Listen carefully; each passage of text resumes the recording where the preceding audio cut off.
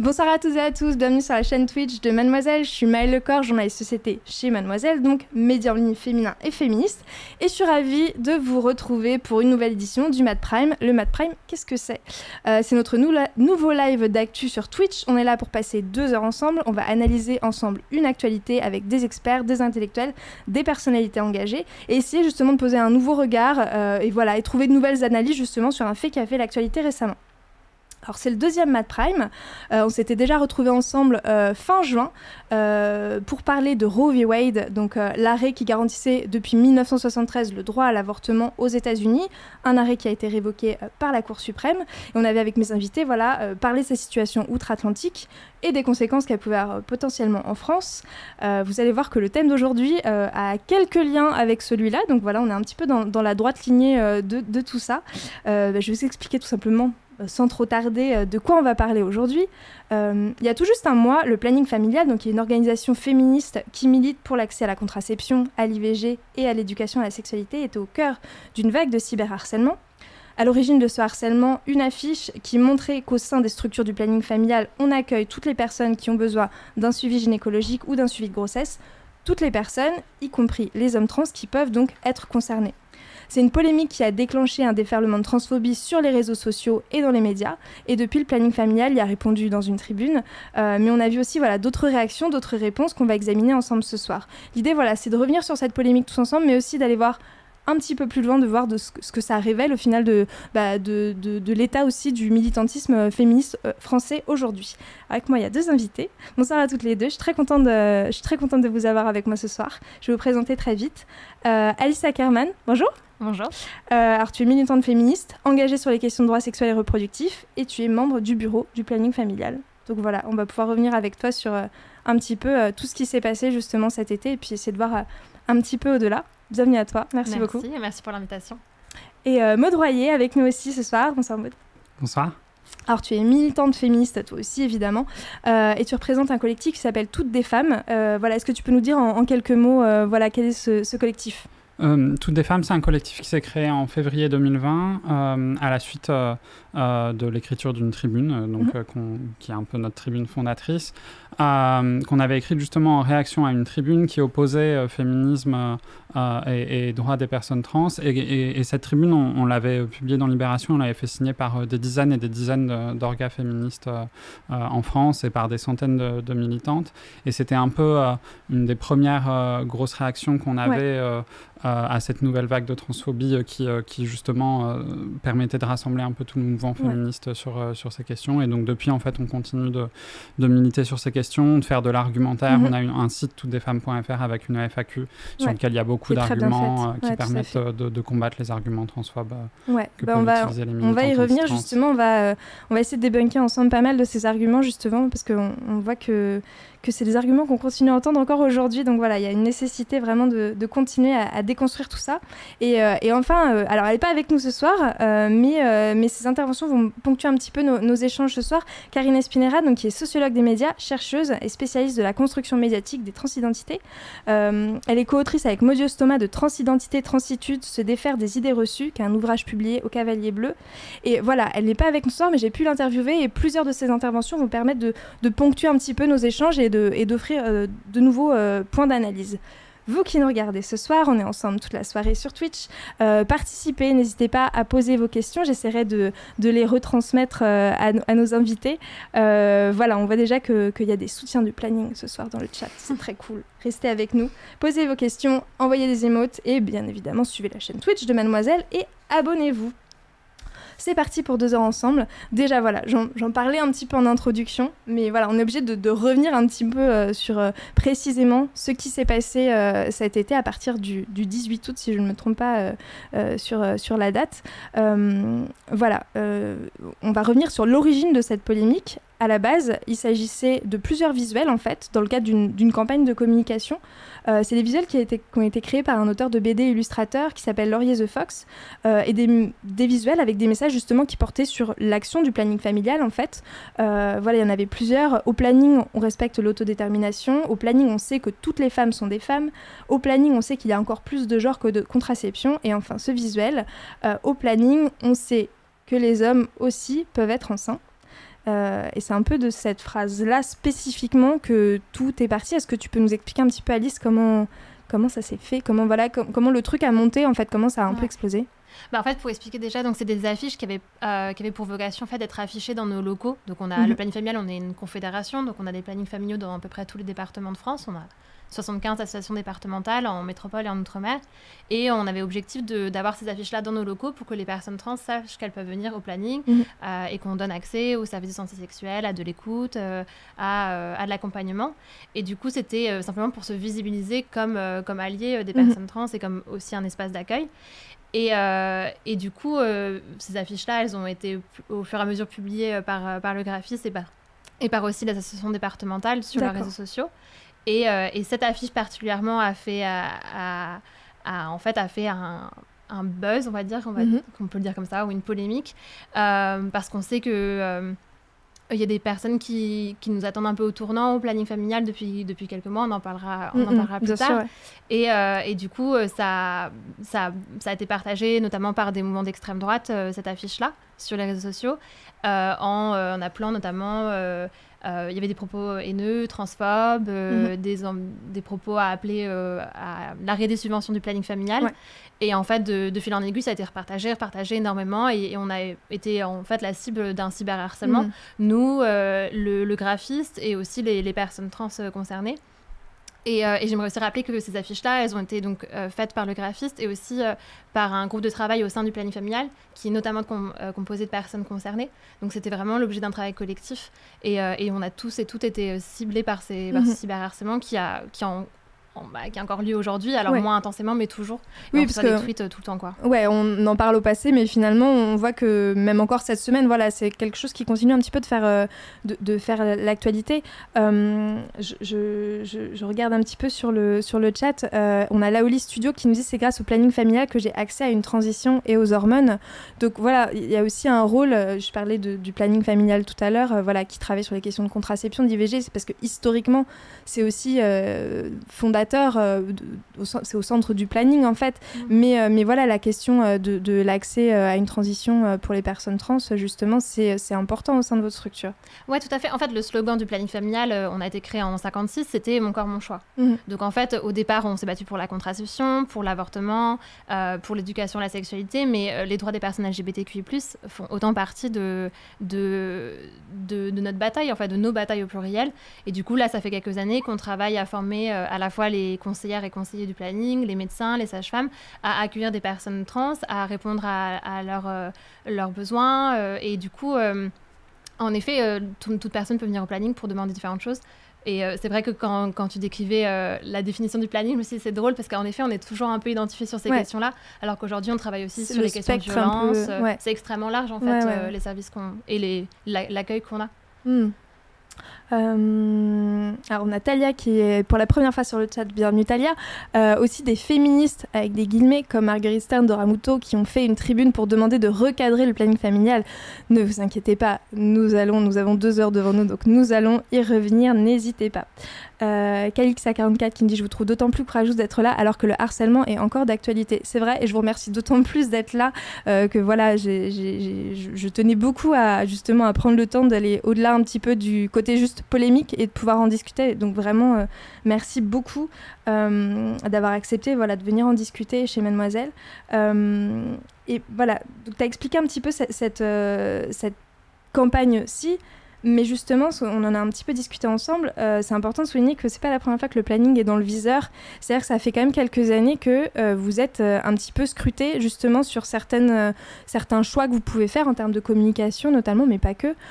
Justement, est-ce que tu peux m'en dire un petit peu plus ? Tu me parlais par exemple d'une campagne en 2020 qui s'appelle Mon Éduc-Sexe.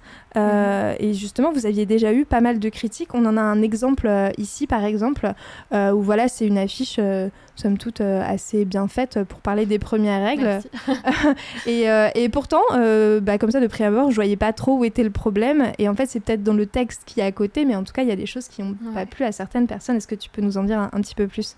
Avant même d'arriver à cette affiche-là, en fait, pour expliquer un peu les prémices de tout ça, c'est que du coup, au planning familial, on a à peu près 3000 militantes, bénévoles et salariés. Et en fait, tous les 3 ans, on a un congrès, on vote des orientations politiques et stratégiques. Et en 2019, on avait notre dernier congrès. Et on a voté un des textes d'orientation, c'était que le planning familial s'engage à avoir une communication inclusive et à être allié des luttes transféministes. Donc en fait, pour mettre en application cette orientation, qu'ont voté l'ensemble du mouvement de façon collective, démocratique, à chaque fois qu'on a développé des campagnes, à chaque fois qu'on a écrit des communiqués de presse, on l'a fait dans cette lignée-là. Et du coup, la campagne qu'on montrait ici, c'est la campagne Mon Éduc-Sexe, qui visait c'était pour les 20 ans de cette loi de 2001, dont je pense qu'on parlera un peu plus tard, qui visait du coup à revendiquer l'accès à l'éducation à la sexualité. On a créé des visuels pour parler de ce que c'est l'éducation à la sexualité, de quoi on parle. Et à chaque fois, on mettait un visuel et une explication de quoi on parle, et un peu de faire de l'éducation par le numérique. Et systématiquement, on a essayé d'utiliser un langage qui incluait toutes les personnes. Et du coup, c'est pas parce qu'une personne a un vagin que c'est forcément une femme. Et du coup, c'est ce qu'on a essayé de faire, de distinguer la biologie de la question du genre. Mm-hmm.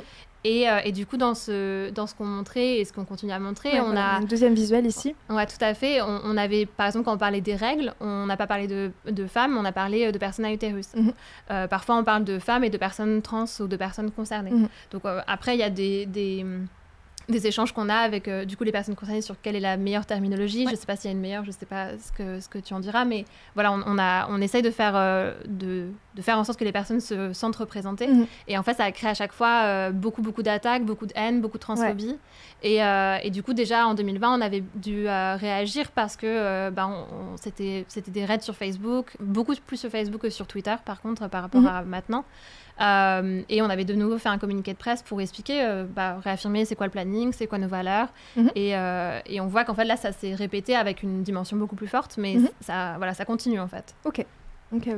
Donc voilà, on voit que déjà en fait la polémique qu'on a eue cet été finalement elle est pas si neuve que ça, et on constate que voilà juste la simple dynamique d'inclusion, volonté d'inclure les personnes trans ou les personnes non binaires aux questions de santé gynécologique, tout simplement quand on parle des règles, là typiquement dans le premier visuel qu'on a vu, ça pose un problème. Mais là ce qui s'est passé cet été quand même, on a l'impression que ça a été une autre dimension. Est-ce que tu confirmes ça ? Ouais, c'était une autre dimension. C'est-à-dire qu'on est plusieurs à s'occuper, à avoir les réseaux sociaux du planning familial. Et là, c'était des tweets en continu, de harcèlement. Et en fait, ce que nous, on entend, c'est qu'on est un mouvement d'éducation populaire. Donc, on entend qu'on puisse ne pas comprendre l'affiche, ou que ça peut interpeller, ou qu'on peut se poser des questions, puisque c'est un sujet et comme on disait, il y a peu d'éducation à la sexualité. Donc, c'est un sujet dont on ne parle pas beaucoup. Les personnes ne sont pas informées, ne sont pas forcément éduquées sur ces questions. Donc, on entend complètement qu'il y ait des questions, ce qui était le cas sur les anciennes campagnes. Mais il y a une différence entre des questions et des interrogations et des attaques et de la haine et de la transphobie. Et en fait, là, c'était vraiment beaucoup plus des contenus haineux que des contenus qui interrogeaient, qui questionnaient et qui voulaient du dialogue, en fait.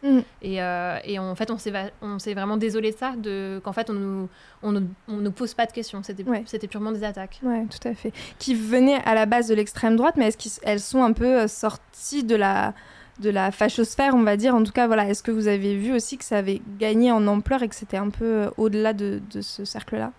Gagner en ampleur, je ne sais pas, mais oui, en effet, c'est des mouvements d'extrême droite qui se revendiquent ou non d'extrême droite et des personnes qui portent des luttes anti-personnes trans. Et ouais, c'est surtout ces deux groupes-là qui ont pu nous attaquer. Alors je vois qu'il y a Samy Davis Junio qui pose des questions et je vois que Laoli Studio tu réponds justement, voilà, est-ce qu'une femme trans peut avoir ses règles, etc. Donc voilà, c'est pas exactement le sujet aujourd'hui, mais en tout cas voilà, merci de poser des questions de manière juste polie et sans agressivité. C'est plutôt ça qu'on demande, plutôt que voilà ce genre d'attaque qu'on a pu voir pendant tout l'été à ce sujet. Au-delà du cyberharcèlement, qui est déjà de toute manière quelque chose de très grave, les conséquences justement pour le planning familial, elles sont très concrètes. Tu le mentionnais rapidement tout à l'heure, mais il y a la question d'un appel à désubventionner une association, puisqu'on le rappelle, voilà, vous êtes une association loi 1901, à désubventionner le planning familial. Est-ce que tu peux quand même rappeler en quoi c'est un appel qui est extrêmement grave, qui est une attaque quand même extrêmement sérieuse d'appeler à vous désubventionner en fait. Ça voudrait dire en fait la suppression pure et simple du planning familial. Alors là c'est peut-être un petit peu lointain pour vous, mais j'ai repris le tweet d'une personnalité politique qui s'appelle Philippe Vardon. Il est conseiller régional et conseiller municipal, donc il vote lui-même des subventions et en gros son tweet dit à peu près en substance, en gros c'est avec ce genre d'affiche vous étonnez pas si on vous coupe, venez pas pleurer si on vous coupe les subventions en gros. Et c'en est un exemple, mais il y en a eu bien d'autres. Voilà, pourquoi ça met réellement en danger le planning familial aujourd'hui, ce genre d'attaque et ce genre de poussée réactionnaire?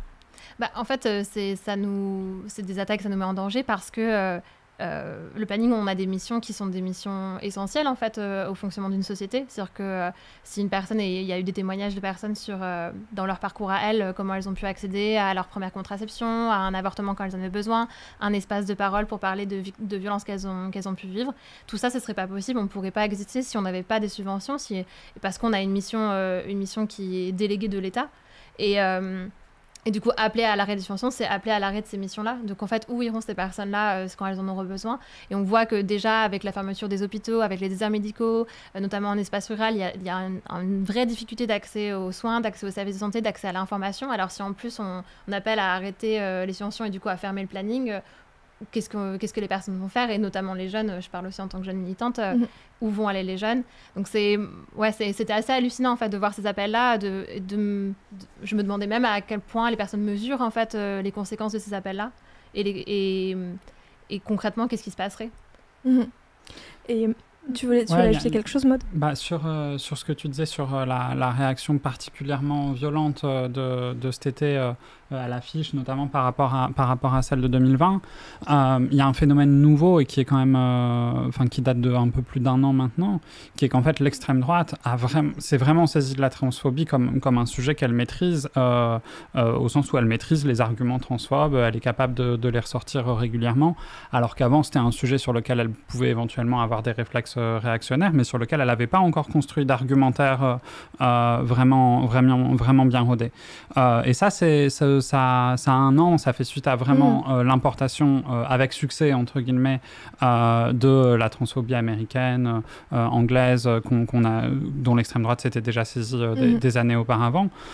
Et ça explique aussi la violence, en fait, de la polémique cet été, parce que nous, depuis, en fait, le mouvement féministe, on voit particulièrement les prises de position de celles qui se réclament féministes, mais en fait, c'est pas elles qui ont été ont mis le plus de force dans la vague de transphobie de cet été. C'est vraiment l'extrême droite. Et en France, c'est Zemmour qui a été un des premiers à l'extrême droite à se saisir vraiment de ces sujets-là, et notamment depuis à parler longtemps, depuis longtemps, mais vraiment à parler la question du genre, elle est très présente dans ce discours-là. De transition des enfants, d'instrumentaliser les enfants comme l'avait fait la Manif pour tous pour s'opposer au mariage pour tous. Et ça, vraiment, c'est quelque chose de nouveau en France et qui doit nous inquiéter et qui fait partie d'une offensive réactionnaire plus générale.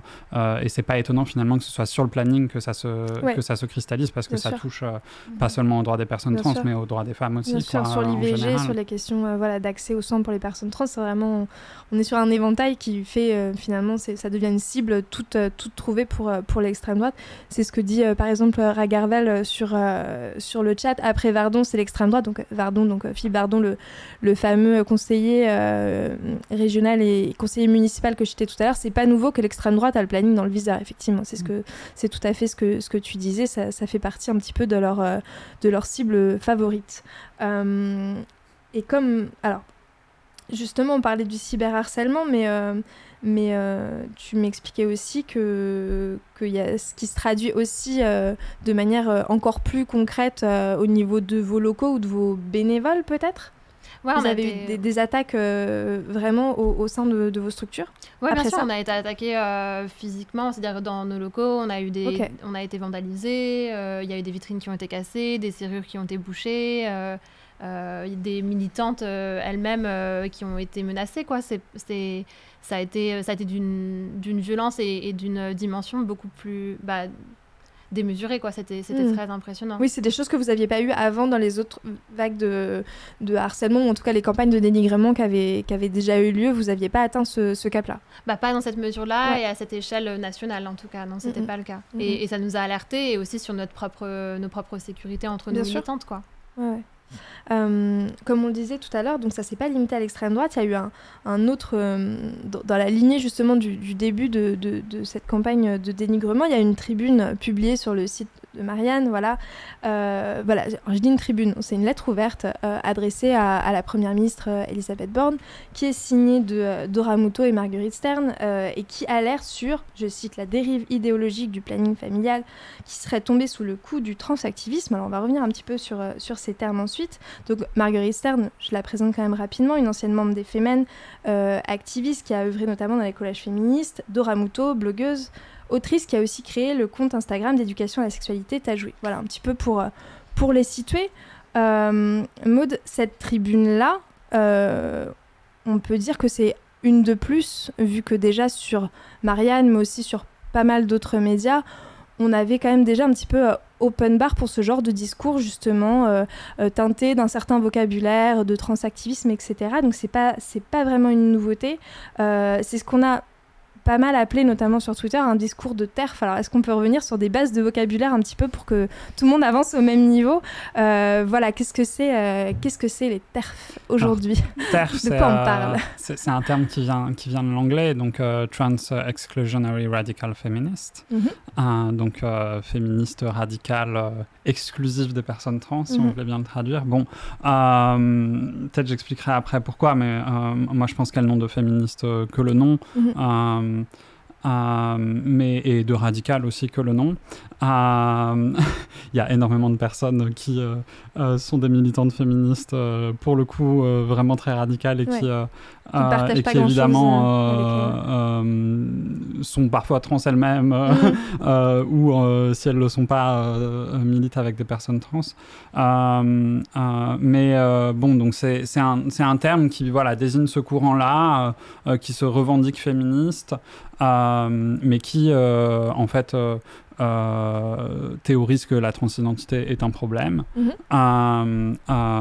et qu'il faut l'en empêcher, qu'il faut empêcher les personnes de transitionner parce que c'est finalement ça leur objectif.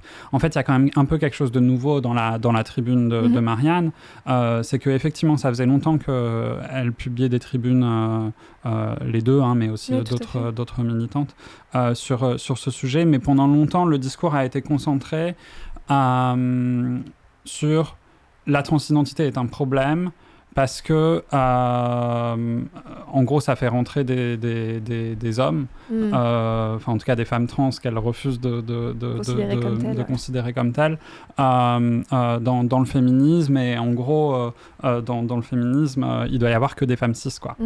Donc vraiment cette ligne exclusionniste, les femmes cis, c'est ce que je vois là pour les femmes personnes. cis, c'est des femmes qui sont pas trans, c'est des femmes qui ont été assignées femmes à la naissance, juste pour que tout le monde ait les mêmes éléments et sur lequel le corps médical a reconnu, généralement c'est par le corps médical que ça se fait, dès leur enfance qu'elles étaient des femmes. Et en fait là on a vraiment dans cette tribune quelque chose de nouveau, qui en fait reprend des discours qui avaient été un peu portés par l'Observatoire de la Petite Sirène, Hyponomie, qui sont des collectifs transphobes. Il n'y a pas moyen de les désigner autrement. Qui se focalisent un petit peu sur la question des jeunes trans, justement. Qui se focalisent sur la question des jeunes trans et qui en fait s'attaquent réellement et frontalement aux droits des personnes trans, à leur accès à la transition, à leur accès aux soins, et expliquent que si on laisse les personnes transitionnées, globalement, tout va partir en live, quoi. Et ça, c'est entre guillemets, elle lève le masque, mais c'est un peu dangereux parce qu'en faisant le lien entre défendre les droits des femmes, c'est attaquer les droits des personnes trans, elles construisent un argumentaire qui, on le verra peut-être après, est complètement bancal, mais qui peut donner envie, s'il y a des personnes, des politiques à droite qui se mobilisent dessus, déjà d'attaquer frontalement les droits des personnes trans. Et en France, les droits des personnes trans, c'est pas quelque chose qui est solidement acquis, quoi.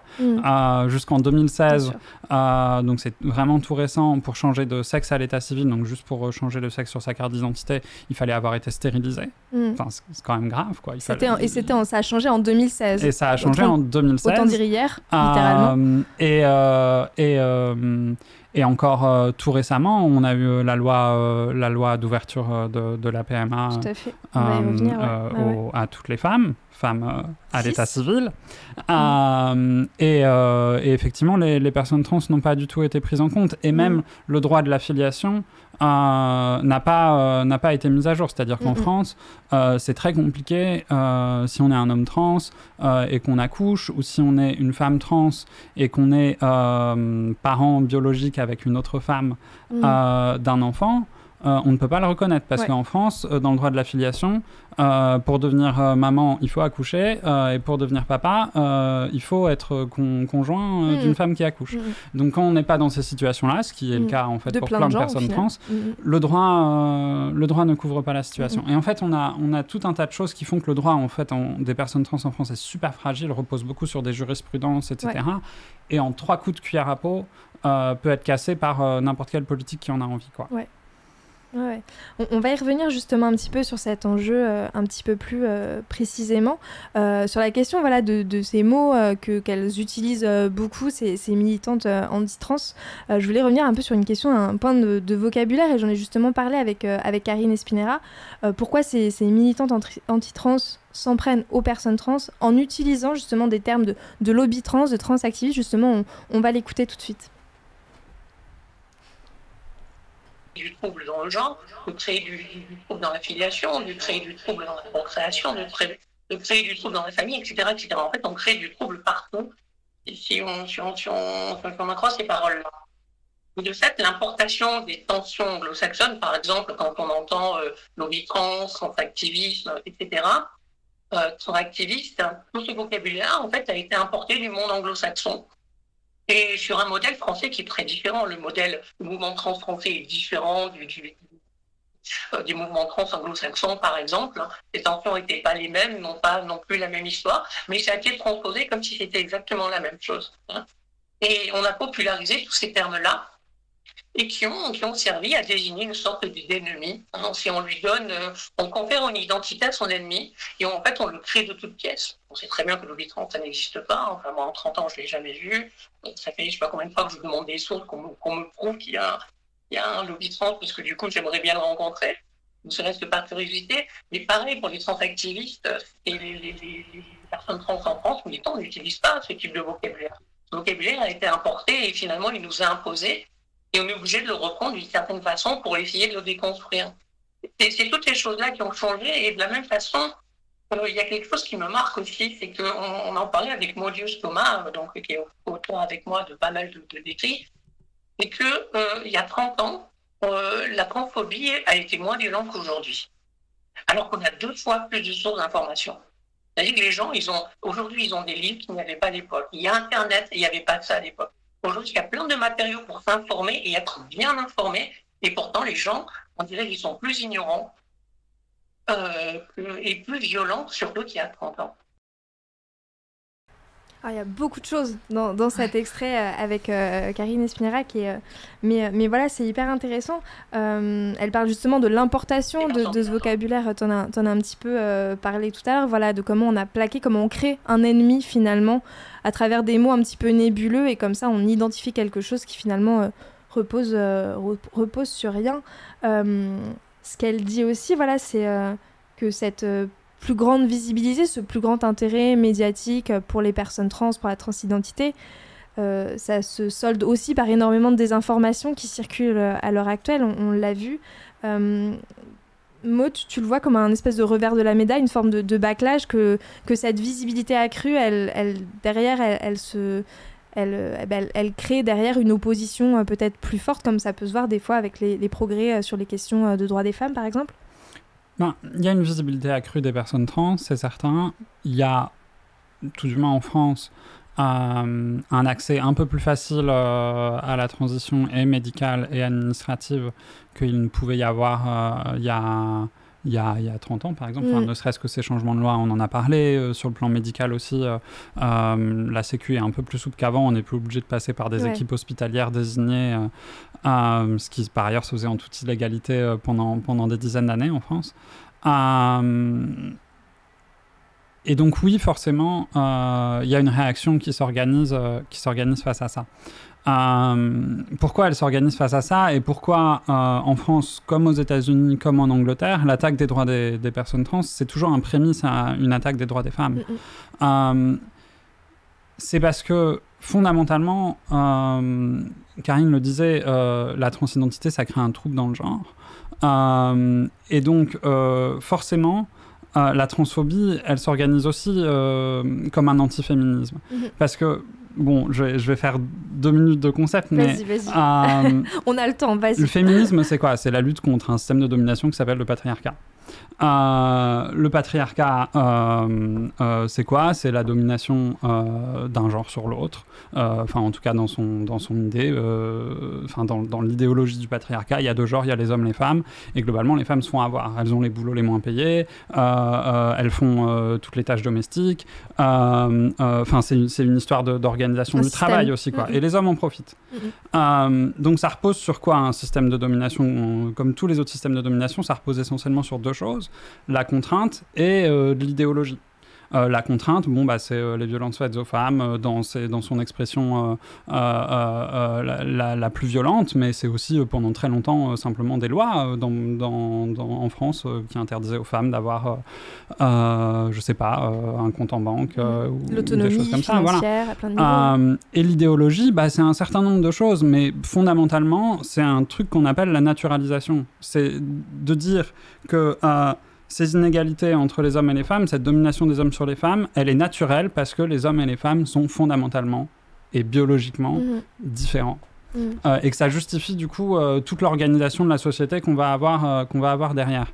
Donc un des piliers de ça, c'est cette différence fondamentale qui serait complètement indépassable entre les hommes et les femmes et qui s'expliquerait par la biologie. Et donc un autre pilier accessoire de ça, c'est le fait qu'on ne puisse pas passer de l'un à l'autre. Évidemment, si on peut passer de l'un à l'autre, cette idéologie, elle s'effondre un peu, quoi. Enfin, en tout cas, il commence à y avoir des sérieux trous dans le système. Elle vacille, ouais. Voilà. Donc évidemment que, en fait, les réactionnaires, les antiféministes, la transidentité, ils en ont très peur, quoi. Et donc du coup, ils s'organisent pour maintenir cette espèce d'ordre social que on est homme, on le reste toute sa vie, on est femme, on le reste toute sa vie, et quand on est une femme, on est assigné à certains trucs, et quand on est un homme, on est assigné à certains trucs. Voilà. Les 2 vont de pair. Ouais. On peut pas être féministe en étant transphobe, en fait, ça marche pas, parce que forcément à un moment on en arrive à dire que les femmes c'est comme ci et les hommes c'est comme ça, et c'est aussi absurde de dire que les femmes ont un vagin et les hommes ont un pénis que de dire que les femmes portent des robes, quoi. Être une femme, être un homme, c'est juste une place dans un système de domination, quoi. Et du coup, y a des gens en plus qui cherchent des places entre les deux et qui les trouvent et qui essaient de construire ces échappatoires dans ce système-là, quoi. Donc ça ira toujours de pair. Et c'est pour ça, aujourd'hui, que les militantes féministes transphobes, elles s'organisent, elles commencent à discuter de plus en plus avec des gens d'extrême droite, qu'on voit Dora Muto commencer, en fait, à lutter contre à dire des choses sur la contraception qui sont complètement de l'antiféminisme, à dire que c'est de l'excision chimique ou un truc comme ça. Voilà. Et forcément, elles vont finir par se remettre dans leur camp idéologique, qui est le camp antiféministe, à partir du moment où... C'est une logique, finalement. Voilà. Ça... Les 2 vont ensemble. De toute façon. Merci pour cette démonstration.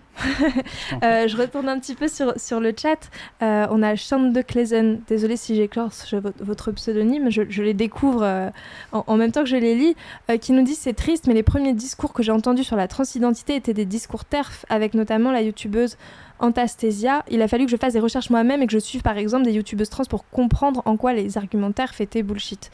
Voilà, donc ça montre aussi, il y a une circulation aussi des idées anti-trans qui est quand même très importante. Madana qui nous dit pas de féminisme sans les femmes trans, on est bien d'accord. Mathématicienne qui est avec nous aussi ce soir, je suis d'accord avec l'idée de réappropriation des termes.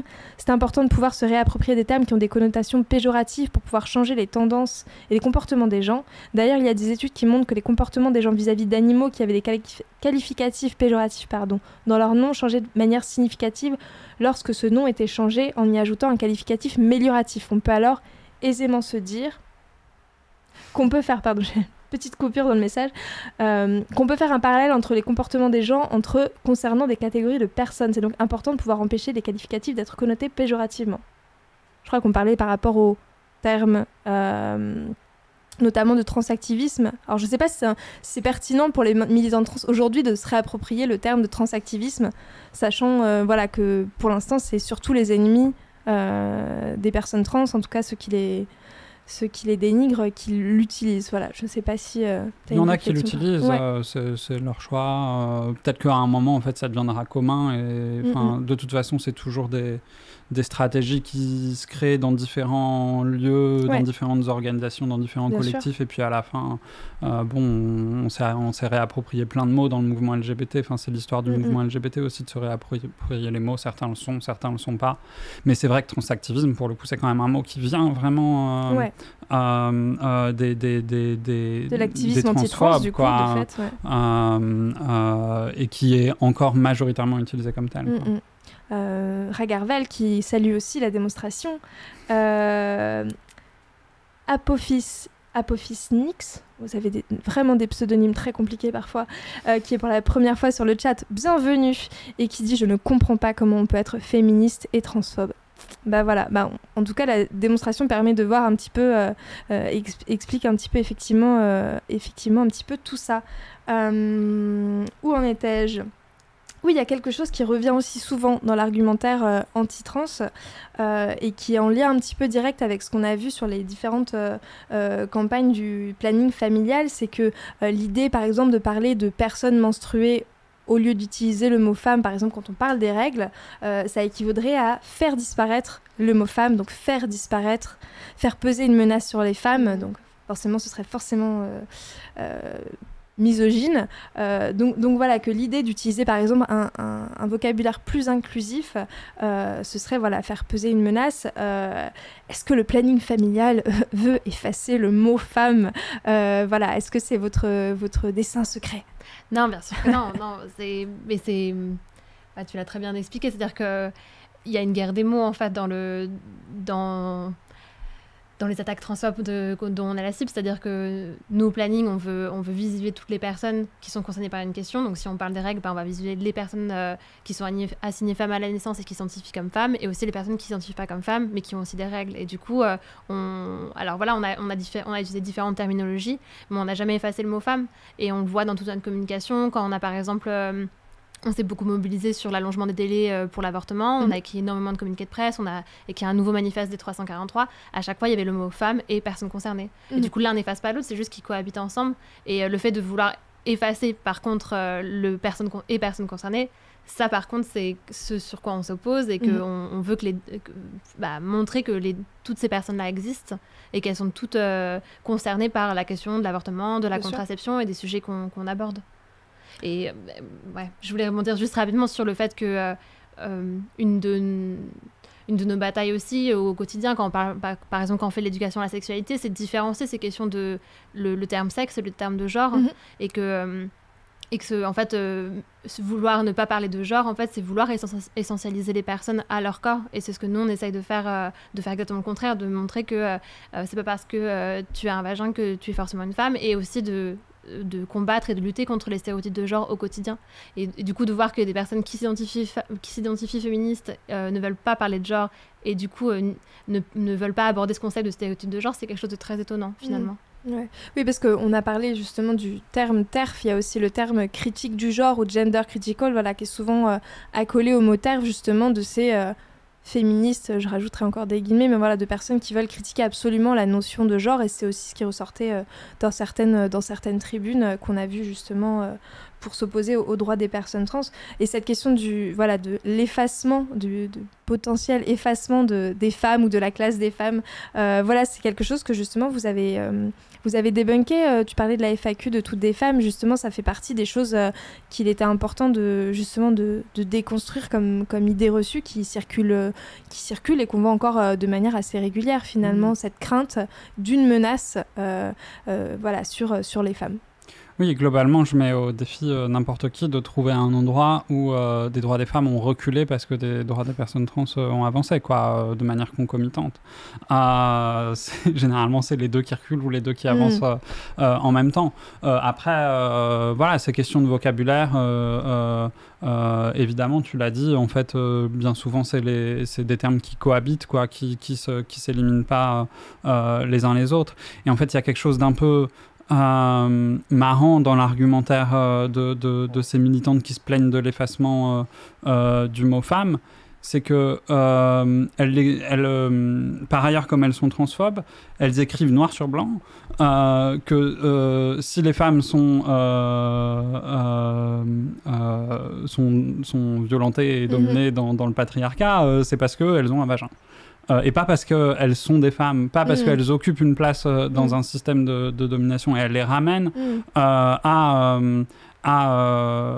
la cause biologique qui du coup fait un truc, en fait un truc inéluctable. Si c'est parce qu'on a un vagin, voilà, on va jamais s'en sortir. Alors que en fait c'est tout l'inverse, quoi. C'est parce que c'est des femmes et que dans le patriarcat, on est persuadé, et en fait c'est consubstantiel de l'idéologie du patriarcat, quoi, que les femmes ont un vagin et que les hommes ont un pénis, que du coup les femmes ont un accès à la santé sexuelle compliqué, mais c'est d'abord parce qu'elles sont assignées à cette position dans le patriarcat. Personne n'en a rien à faire sinon de ce qu'elles ont entre les jambes, quoi. Une femme qui naît intersexe, par exemple, et qui peut avoir des organes différents, ou une femme trans, en fait, après qu'elle est transitionnée, elle subit exactement le même sexisme que n'importe quelle autre femme. Je voulais en venir là aussi, voilà, c'est que c'est nier aussi au passage que les femmes trans, elles subissent de la misogynie, de la transmisogynie aussi, vu qu'il y a un terme consacré justement pour parler de ces discriminations spécifiques et de ces violences spécifiques. Mais voilà, les femmes trans, subissent elles aussi de la misogynie, du sexisme. Oui, bien souvent, je subis de la misogynie la plus simple, hein, même pas de la transmisogynie, quoi. Et ça, je pense qu'elles s'en rendent pas compte. Parce que aussi, en fait, il y a un truc, c'est qu'il y a beaucoup de personnes transhommes qui vivent dans un monde avec un imaginaire des personnes trans qui est complètement fantasmé. Et là-dessus, Karine a dû travailler dessus sur la représentation des personnes trans dans les médias. C'est un truc qui est vraiment très lourd ancré, en fait, dans notre culture. C'est globalement, les femmes trans, c'est pas compliqué, quoi. Soit elles sont ridicules, soit c'est des femmes magnifiques, mais dont on va apprendre au dernier moment que elles ont un pénis, et donc en fait c'est des agresseuses. Mais donc il y a toujours soit ce truc pathétique, soit ce truc de danger, mais on n'a jamais de représentation de femmes trans qui sont des femmes comme les autres, quoi. Et ça a un double rôle, à la fois de générer de la transphobie chez les personnes pas concernées, mais aussi de décourager les gens de transitionner. C'est quelque chose de très important, en fait, la représentation des personnes trans et le fait de se sentir accepté par les différentes institutions qu'on va croiser dans sa vie, et notamment les associations de santé sexuelle. C'est un truc très important, ne serait-ce que pour les gens qui puissent se dire, ok, je vais transitionner, ma vie va pas devenir horrible. Il y aura toujours des assos où je pourrai aller, il y aura toujours des endroits qui m'accueilleront, etc. Et ça, c'est très important, le taf que vous faites là-dessus. Et je dirais même la tribune que vous avez faite en réaction, le texte que vous avez écrit et publié avec le planning familial, il est très bien aussi parce qu'il pose un truc fort qui moi, m'a personnellement beaucoup touché. Parce que vous dites à un moment... en gros, avant que l'avortement soit légal, en fait, au planning, on faisait avorter des personnes. Avant la contraception, on le faisait. Et puis, on aide des personnes à transitionner et on le fera tant que c'est possible, quoi. Et ça, c'est aussi quelque chose de très important à affirmer, c'est qu'en fait, de toute façon, il y aura des personnes trans qui transitionneront, quel que soit l'état de la loi. Bien sûr. Elles feront comme elles pourront, avec les soins auxquels elles pourront accéder. Et s'il y a des personnes qui sont là pour le faire, quel que soit aussi l'état de la loi, ça sera toujours dans de meilleures conditions et ça sauvera des vies, quoi. Tu voulais ajouter quelque chose peut-être, Alice ? Ouais, je levais la main sagement. Non, mais c'était pour ajouter là-dessus, c'était aussi ce que moi j'entends un peu, c'est que on nous accuse d'invisibiliser le mot femme ou de vouloir supprimer le mot femme, mais finalement, les personnes trans ont toujours existé. Et du coup, quand on parlait des femmes qui avortent, des femmes qui ont leurs règles, systématiquement, on a toujours, pendant très longtemps, on a invisibilisé les hommes trans et les personnes concernées qui ont leurs règles. Donc, en fait, finalement, c'est pas qu'on est dans la question qui est posée, finalement, c'est qu'aujourd'hui, on revisibilise, enfin on représente les personnes qui sont concernées. C'est une rectification du langage et c'est pas un ajout, c'est pas nouveau, c'est pas 21e siècle, voilà. C'est en fait ça a toujours existé, sauf que enfin maintenant, notamment au planning familial, ça fait 60 ans qu'on existe, 65 ans même, et on a évolué et maintenant on essaye au plus possible de visibiliser tout le monde et Et du coup, c'est assez hallucinant d'avoir cette accusation-là, alors que l'effet, c'est qu'on a invisibilisé des personnes, et ces personnes-là, c'est les personnes trans. Alors, je remonte un petit peu le chat, il y a plein de réactions, plein de choses très intéressantes. Madana qui dit avez-vous parlé du fait qui désigne les militantes anti-trans, qu'elle propage des fausses informations au sujet des prétendues transitions que le planning familial permet, soi-disant, alors qu'on sait que c'est pas aussi simple que ça. Donc, vous faites un accompagnement au planning, mais voilà, c'est de l'orientation vers certains professionnels. Voilà comment ça se passe, peut-être en dire quelques mots si tu le souhaites. Ouais, concrètement, alors on a différentes actions en planning, mais du coup on a des permanences d'accueil du public sans forcément permanence médicale. Donc on fait de l'accompagnement, de l'orientation. Donc s'il y a une personne trans qui vient pour parler, on va l'accueillir, on va échanger, on va l'écouter.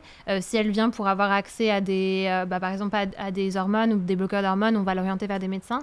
Et dans certains plannings, on a aussi une permanence médicale avec des médecins et des sages-femmes qui dans certains départements sont formés, et lorsqu'ils le sont, alors du coup on va accompagner, on va donner les traitements, on va accompagner lors de la transition. Et on respecte la loi aussi, hein, on suit, la loi elle est assez claire dessus, et quand la loi le permet pas sur certaines choses, on se bat pour que la loi elle évolue. On parlait tout à l'heure de la PMA pour tous, on s'est battu pour que la PMA pour tous soit légale. Aujourd'hui elle est légalisée pour les femmes seules et les couples de lesbiennes, elle n'est toujours pas pour les personnes trans, et on continue à lutter pour ça. Ouais, on va revenir précisément sur ce point dans très peu de temps.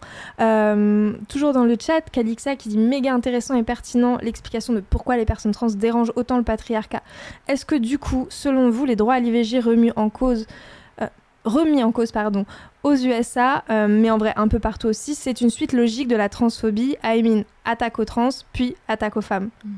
Ça s'est fait dans cet ordre aux États-Unis, et ça continue d'ailleurs de se faire État par État dans cet ordre. C'est-à-dire, par exemple, en Floride, ils ont rendu beaucoup plus compliqué.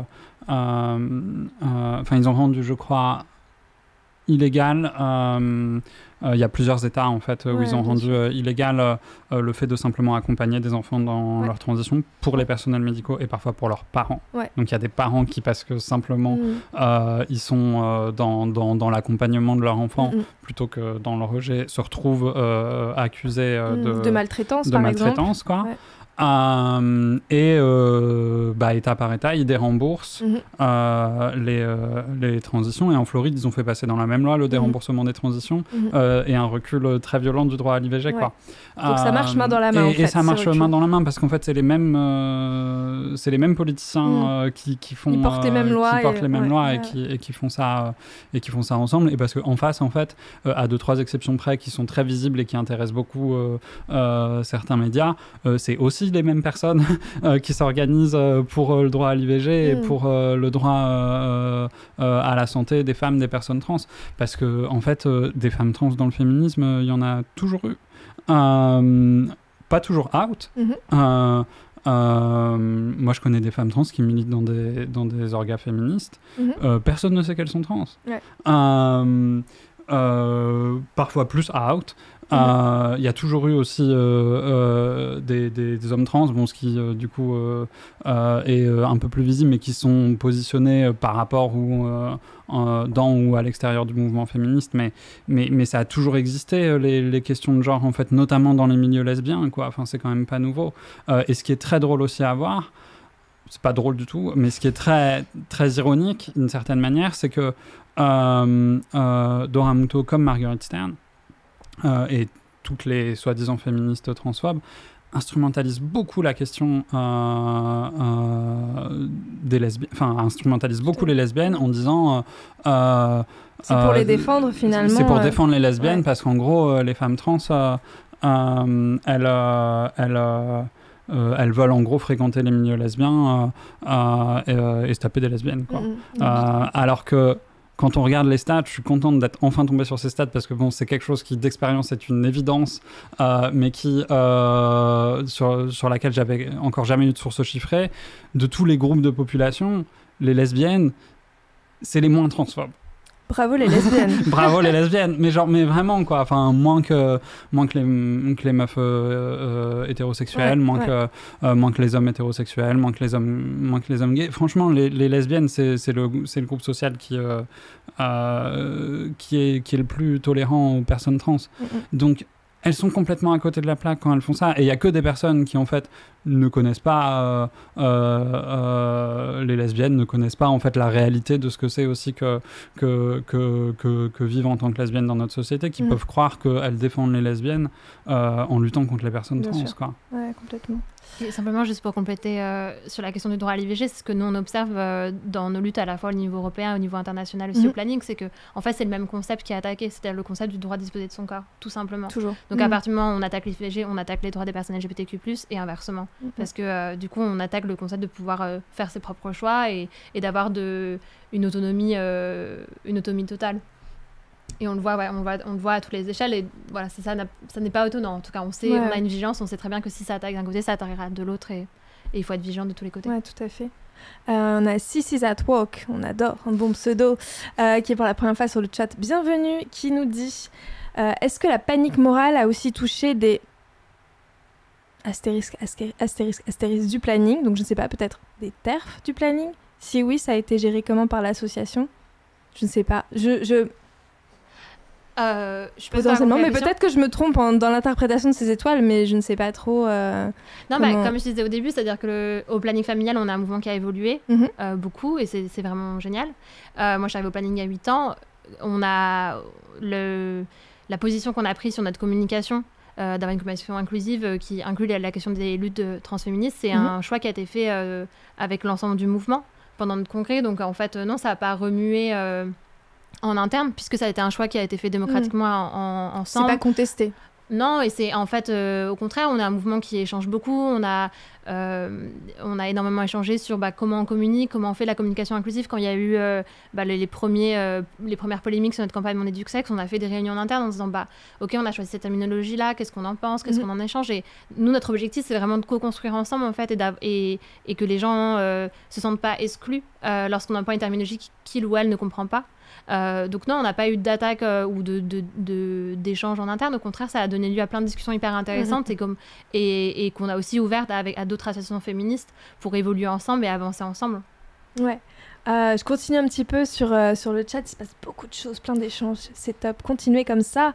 On a Anthony Vincent, coucou Anthony Vincent, donc notre rédacteur mode de Mademoiselle, qui nous donne son petit conseil du soir. Plutôt que TERF, je préfère Fart Feminism Appropriating Reactionary Transphobes, pourquoi pas, ou encore Prout, pauvre réactionnaire ouvertement transphobe. Et oui, c'est au choix. Voilà, vous pouvez faites-en ce que vous voulez. Voilà. C'est une question de terminologie. Voilà, exactement. Ah, pardon. Alors, je reprends la question de Sissy's at Work parce que du coup, voilà, il me manquait. Est-ce que la panique morale a aussi touché les travailleurs du planning? Si oui, ça a été géré comment par l'association? On en a un petit peu parlé tout à l'heure. Qu'il y a eu effectivement des attaques, que la sécurité, en tout cas, des personnes qui travaillent au planning a été un peu mise à mal, on va dire, par le contexte. Oui, totalement. Et on parle beaucoup de l'effet négatif que ça a eu, mais je pense que c'est aussi important de souligner qu'on a eu une vague aussi de soutien qui était gigantesque. On parlait tout à l'heure en off aussi il y a énormément de personnes qui ont adhéré au planning, qui ont soutenu le planning, des associations, des personnalités publiques. Donc il y a eu aussi dans le malheur des choses positives qui ont été des soutiens forts en fait et de visibilisation du planning. Parce que en fait, de façon un peu étonnante, il y a beaucoup de personnes qui pensent qu'on n'est pas une association, qui pensent qu'on est une institution de l'État ou un hôpital, etc. Un service public même. Un service public. Et en fait, pas grâce, mais à cause de cette polémique, les personnes se sont rendues compte que, en fait, non, on est une organisation féministe, une association avec des militants et des militantes, bénévoles et salariés. Et du coup, ça a pu, en fait, faire connaître aussi le planning sous un autre angle plus politisé et qu'en fait on est ouvert à des nouvelles bénévoles, des personnes qui veulent nous rejoindre, qui veulent aussi travailler avec nous sur ces thématiques-là et largement sur toutes les thématiques sur lesquelles on travaille au quotidien. Donc il y a eu aussi cette conséquence-là d'avoir une montée de personnes qui nous ont rejoints et de soutien. Ouais. Bonne chose malgré ça. Ouais. C'est dommage qu'il en ait que ce soit dans ce contexte. Voilà, exactement. Mais bon, voilà, c'est quand même. Quand les gens croient que ton asso c'est un service public, c'est quand même. C'est quand même un niveau bon travail. On va dire ça, c'est clair. On a Laoli Studio qui dit quand l'homosexualité était illégale, ça existait quand même, ça existera toujours quoi qu'il arrive. On retrouve des écrits de non-binaires en Égypte qui datent de plus de 3000 ans. Donc oui, arrêtons de croire aussi que cette question, par exemple, de la transidentité est quelque chose de très récent ou une mode ou une tendance toute récente et qui s'évaporera dans quelques années quand ce sera passé de mode. C'est loin d'être le cas. Après, je peux juste un truc là-dessus, parce que j'ai vu souvent des textes passer de gens qui disaient, mais en fait qui en prenant du coup le sigle LGBTI, mélangeaient un peu toutes ces questions-là, et disaient on s'aimera toujours, que l'homosexualité soit légale ou illégale. Ce sera dangereux. Mais il y a un truc un peu spécifique avec la transidentité, c'est que, des vaginoplasties ou des mastectomies, quand c'est illégal, c'est un peu plus compliqué quand même, quoi. Juste ça ne se fait pas, ou alors faut aller à l'étranger, quoi. Ça nécessite quand même des cadres, une économie qui est organisée de telle manière à pouvoir permettre ces soins, qui soient remboursés, etc. On peut pas juste être trans en cachette, quoi. En fait, on a besoin d'institutions qui, pour le coup, sont là pour nous aider à transitionner. Oui, on peut pas mettre ça exactement au même niveau, bien sûr, effectivement. Je remonte un petit peu. Bravo les lesbiennes, encore.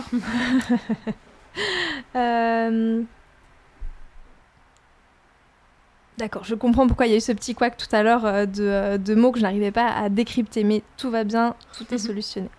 Ragarvel qui nous demande, ça représente beaucoup ces nouvelles adhésions au planning familial. Je sais pas si j'avais les chiffres, mais là, il faudrait que je les recherche dans mes mails. Mais non, ça représente beaucoup et on était surprises, mais très positivement. Et dans toute la France, c'est-à-dire dans chaque association départementale, on a vu une augmentation de personnes qui nous ont contactés, nous ont soutenus, nous ont envoyé des messages et ont adhéré. Et c'était assez incroyable.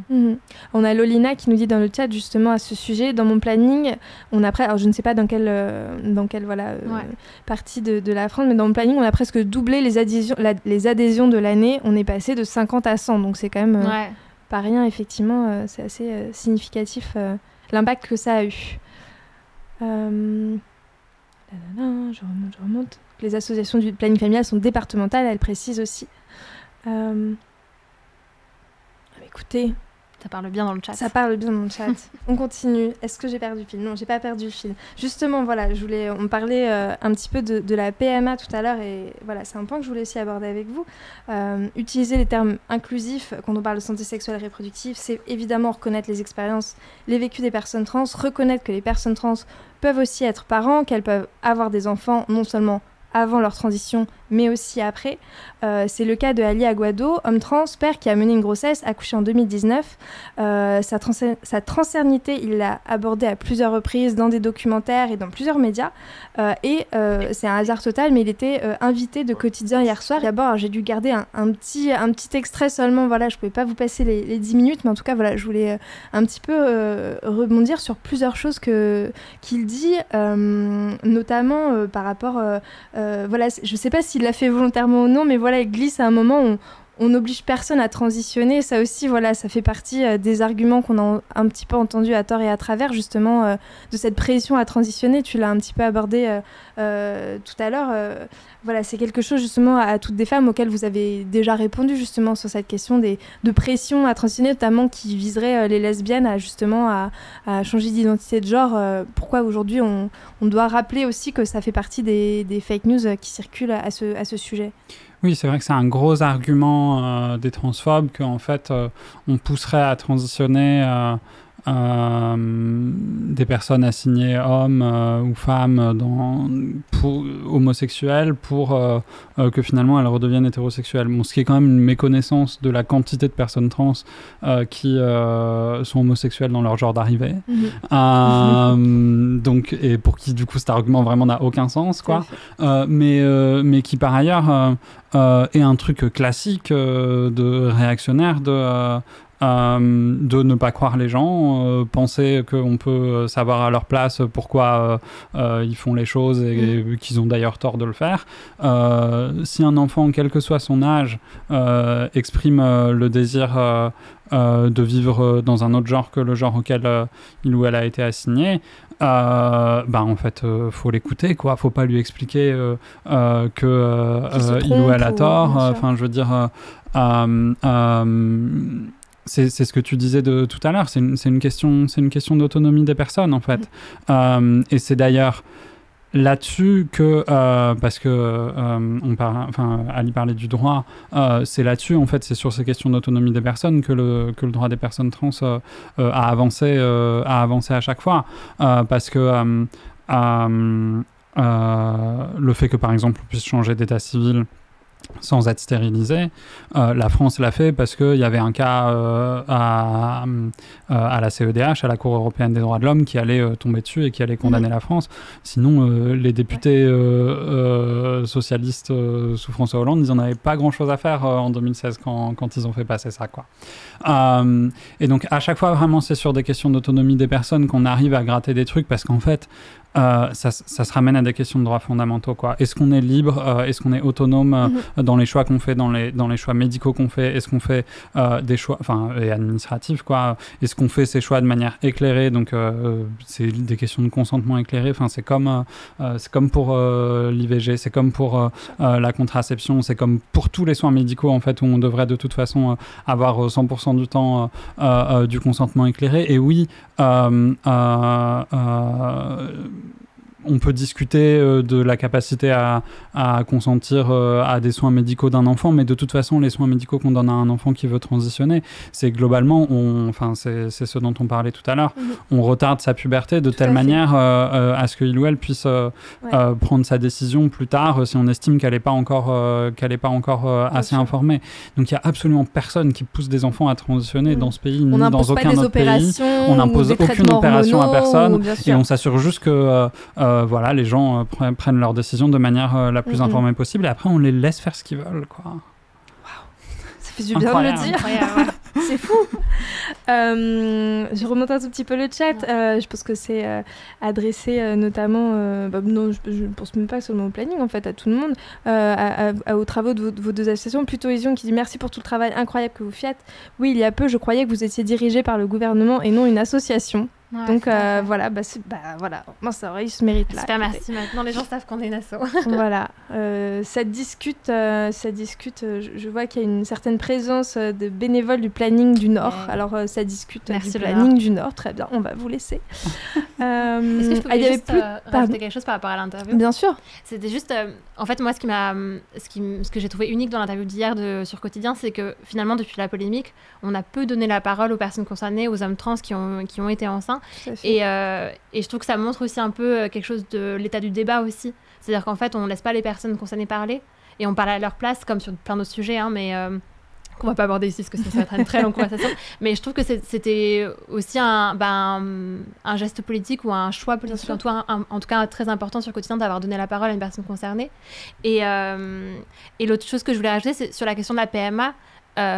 On parlait du cadre juridique qui doit évoluer, mais c'est-à-dire qu'il faut quand même prendre conscience que c'est pas comme si on avait oublié les personnes trans que le gouvernement, l'Assemblée nationale a oublié les personnes trans pendant les débats, c'est que les amendements qui ont été proposés ont été rejetés. Donc il faut quand même se dire qu'il y a une transphobie institutionnelle qui est claire et qui ne veut pas que le cadre juridique évolue, et qu'il y a vraiment un besoin de lutte des personnes concernées et des alliés pour faire évoluer ce cadre juridique, et que la bataille elle est dure à mener, quoi. Ouais, complètement. Et justement, oui, je voulais aborder évidemment cette question, Ali en parle très bien justement sur le fait que y a des inégalités, voilà, qui touchent chacun des parents trans, justement, voilà, en France. Il n'y a pas de choses établies pour tout le monde, donc c'est déjà extrêmement critique. Mais voilà, sur la question de la PMA, comme tu l'as dit, vous, au planning familial, justement, vous êtes mobilisés pour rappeler, en fait, il s'agit de ne pas oublier les personnes trans dans cette révision de la loi de bioéthique, et ça a été littéralement balayé en commission des lois à chaque fois.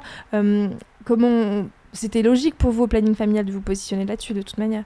Oui, évidemment, parce que on part du terrain, on part des personnes qui nous composent dans le mouvement, et aussi on part aussi avec des partenaires. C'est-à-dire que là, pendant la mobilisation sur la loi de la PMA pour toutes, on était avec un collectif d'associations, notamment d'associations de parents, d'associations LGBTQI+, et du coup ça a été forcément, quand on se bat pour la PMA, on se bat pour la PMA pour tous quel que soit le genre, et que il y a des parentalités, que toutes ces parentalités doivent être reconnues par le droit.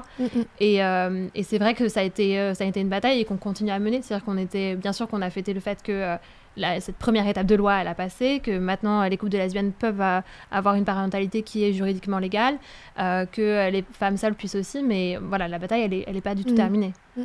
Ouais, complètement.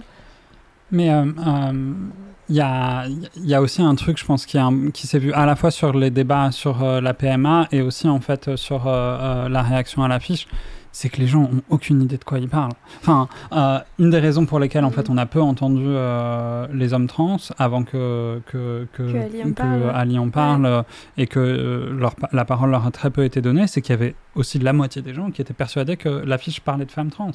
Parce qu'en fait, ils n'ont pas les termes, donc ils voient un homme peut être enceint, ils sont persuadés qu'en fait on parle, parce que pour eux, hommes, du coup, ça ne peut parler que de l'assignation à la naissance, donc ils sont persuadés qu'on parle dans leur vocabulaire d'un homme qui devient une femme, et donc du coup, ça leur semblait d'autant plus dingue qu'on raconte ça, parce qu'effectivement, dans l'état des connaissances aujourd'hui, une femme trans peut pas être enceinte. On a des expérimentations de greffe d'utérus qui sont faites, mais dont, a priori, de toute façon, les femmes cis vont bénéficier bien avant que des femmes trans en bénéficient. Donc voilà, qu'on n'aille pas nous dire que c'est nous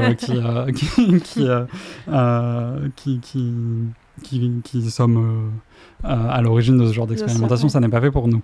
Mais de la même manière, en fait, pendant les débats sur la PMA, parce que c'était pas que pendant la commission des lois, c'était aussi dans l'hémicycle, je me souviens de Belloubet qui réagit à un amendement qui demande... c'était un amendement qui, je pense, couvrait les deux. À la fois que les hommes trans puissent avoir accès à la PMA, et notamment à des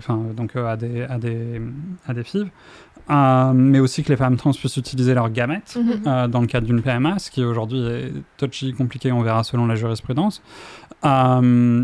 Elle n'avait aucune idée de quoi elle parlait quand elle a répondu. Elle a fait une réponse pour donner un avis défavorable du gouvernement. Elle n'avait aucune idée. Elle s'en mêlait les pinceaux. Et personne dans son cabinet de ministre l'avait préparé à cette question. Donc effectivement, ils en avaient vraiment rien à faire. Mais quand même, par défaut, ils ont rejeté parce que bon... on ne sait pas trop. Pas trop, donc on va surtout pas donner des droits à des gens. Ça pourrait... Il pourrait s'en servir de ça. Il pourrait s'en servir, voilà. Et on revient toujours du coup à la même chose, qui est le manque d'information et d'éducation. Oui, complètement. Il y a un effort de pédagogie qui n'est pas fait et de fait, les gens ne comprennent pas, mais en fait, une ministre n'est même pas capable d'utiliser les bons termes. Donc bon, finalement... Mais c'est ce que nous, on a vu dans les réponses par les tweets. C'est de beaucoup de personnes. Il y a eu des tweets haineux, mais il y a aussi juste des personnes qui disaient ça veut dire quoi, je ne comprends pas. Est-ce que ça existe, comment ça peut exister Et c'est ce que nous, on a essayé de faire aussi, faire la pédagogie, d'expliquer. De la plupart des interventions médiatiques qu'on a pu faire, c'était d'expliquer cette affiche-là, ce que ça voulait dire. Et en fait, finalement, on devrait le prendre comme c'est un signe qu'il y a un besoin d'information. Il y a un effort de pédagogie à faire, bien sûr. Ouais, complètement.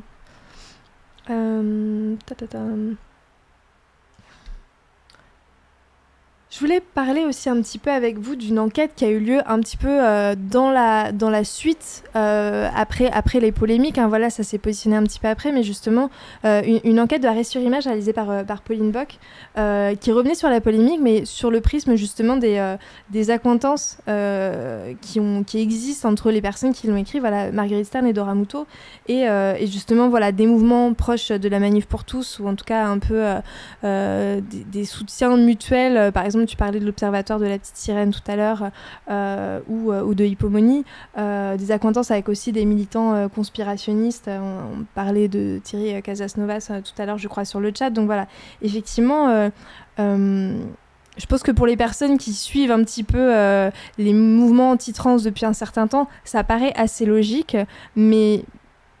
Il n'empêche que cette enquête, j'ai l'impression qu'elle a secoué quelque chose, comme quoi les gens n'avaient pas forcément compris qu'il était possible d'avoir un lien entre des personnes qui se prétendent féministes, ou en tout cas qui veulent défendre la cause des femmes, et de l'autre côté, un rapprochement et sur le même terrain que des personnes qui sont anti-choix, tout simplement. Voilà, quel retentissement vous faites de cette enquête justement là qui mettait en lumière quelque chose qui était, je pense, assez palpable pour une partie du milieu féministe et pas forcément très visible pour le grand public. Tu veux aller en première Vas-y. Moi, c'était juste pour remettre dans le contexte aussi les attaques qu'on a vécues par rapport à cette affiche-là.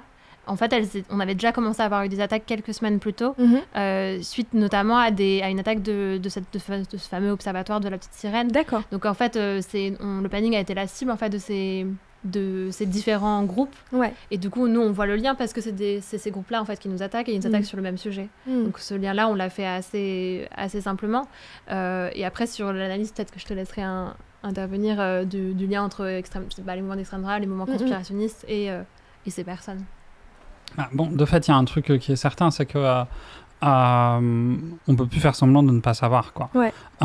Aujourd'hui, se poser comme féministe et avoir un doute sur la question de la transidentité, c'est vraiment... en fait, c'est faire semblant, quoi. Et c'est, en fait, poser un masque respectable sur ce qui, à coup sûr, est une transphobie qui veut pas... qui stratégiquement s'affiche pas, quoi. Mais aujourd'hui, les féministes, la plupart, elles ont fait leur choix, quoi. Oui, c'est clair, et elles ont très bien compris, sauf celles qui veulent absolument rester transphobes, que les transphobes étaient du côté des réactionnaires et des antiféministes, quoi. Ouais. Je pense là-dessus, il y a pas trop de soucis. Après, comment ces mouvements finalement un peu bâtards, du coup, quoi, qui arrivent à se revendiquer féministes, à faire croire aux personnes qui en font partie qu'elles sont bien féministes, alors qu'en fait leur seul objet d'existence c'est la transphobie. Comment ces mouvements ils continuent d'exister? En fait, il y a un truc très complotiste, effectivement, mais il y a aussi en fait des viviers de recrutement, et notamment un des gros viviers de recrutement, et c'est pour ça qu'il y a beaucoup de liens avec l'Observatoire de la petite sirène, des questions d'enfants, etc., avec Hippomony, qui est une association de parents d'enfants trans.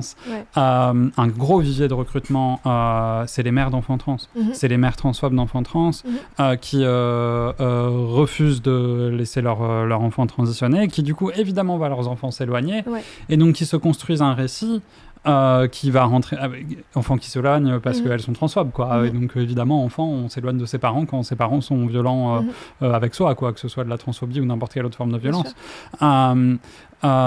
Et donc il leur faut un narratif qui colle à ça, et donc le narratif c'est y a un groupe obscur de gens qui manipulent mon enfant et qui l'ont éloigné de moi et qui me l'ont volé, et il y a tout un discours en fait chez les gender critical de les tenants de l'idéologie du genre m'ont volé mon enfant, etc. Et on a énormément de témoignages, on en trouve partout dans les groupes militants anti-trans, de femmes qui expliquent soit comment avec succès elles ont réussi à empêcher leur enfant de transitionner, et c'est des histoires horribles à chaque fois, soit comment leur enfant ne leur parle plus. Et là c'est une victimisation. Et là c'est une victimisation, quoi. Et enfant qui parfois a 30 ans. Et on a vu en France des cas comme ça où il y a des parents qui ont attaqué, y compris pour des enfants, enfin des personnes majeures, il y a des parents de personnes majeures qui ont attaqué les médecins qui avaient aidé leur enfant à transitionner.